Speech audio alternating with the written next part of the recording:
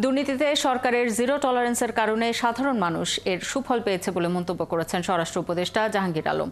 এবার কেউ টিকেটে কালোবাজারি করতে পারেনি বলেও জানান তিনি। রবিবার সকালে কমলাপুর রেল স্টেশন ঈদযাত্রা পরিদর্শনে গিয়ে এসব কথা বলেন উপদেষ্টা। তিনি বলেন, এবার সরকার দুর্নীতিকে প্রশ্রয় দেয়নি আর তারই সুফল পেয়েছে দেশের মানুষ। ঈদযাত্রায় কোনো টিকিট কালোবাজারি হয়নি এবং তাতে রেলওয়ের কোনো কর্মকর্তাও জড়ানোর সাহস পাননি বলে জানান তিনি। সরকারের কঠোর নজরদারির কারণে এবার যাত্রীদের কোনো ধরনের অসুবিধায় পড়তে হয়নি বলেও জানান উপদেষ্টা।